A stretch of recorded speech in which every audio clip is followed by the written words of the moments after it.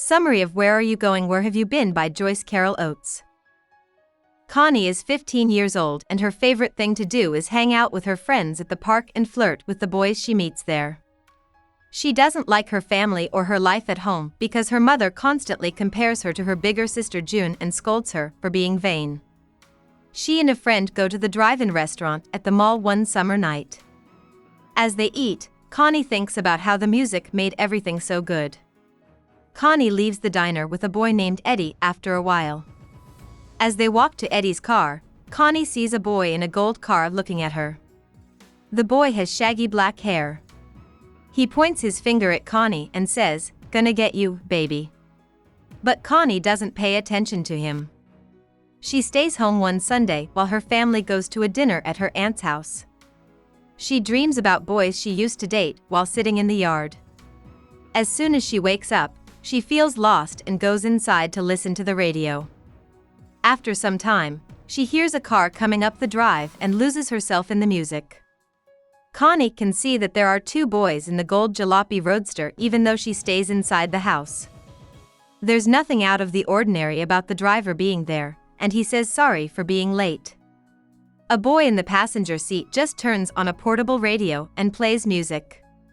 Connie doesn't want to talk to the driver at first, but when she sees that they both like the same music, she starts to talk more. The boy asks Connie to come along for a ride and says his name is Arnold Friend. Connie finally remembers that he is the boy she saw at the restaurant not long ago. He talks in a lilting way, as if he were reciting the words to a song, and telling Connie things about her own life. Friend tells Connie again that he's her friend and that he put his sign in the air when she walked by because she won't come out of the house. As Connie looks at him, she thinks, all these things did not come together. She recognizes most things about him, like his smile and the way he dresses. Then she asks Friend how old he is.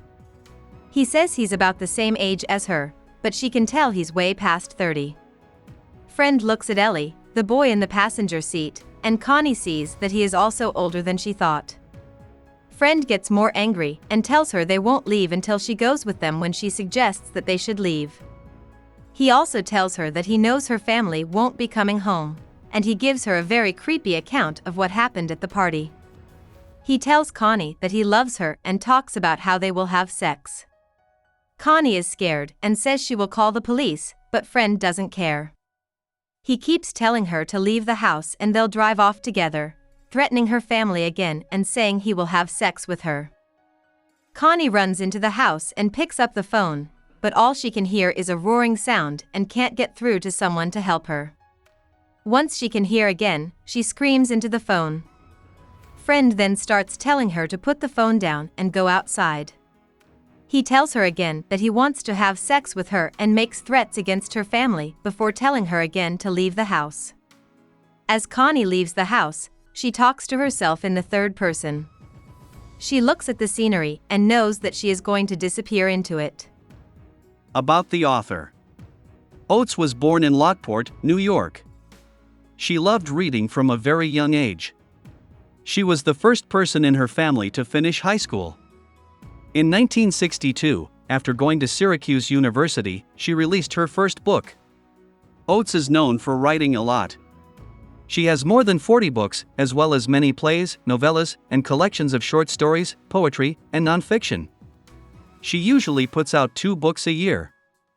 Poverty in rural areas, sexual abuse, racial and class issues, and girls' and women's lives as children and teens are common themes in her writing. Violence is another recurring theme, and sometimes magical elements add to it. A few of the awards she has won are the National Book Award, the O. Henry Award, and the F. Scott Fitzgerald Award for Achievement in American Literature. Before she taught creative writing at the University of Detroit, Oates came to Detroit in 1962. She lived there until 1968.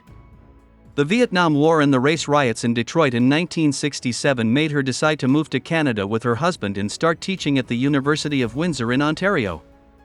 For 35 years, she taught at Princeton University until she retired in 2014.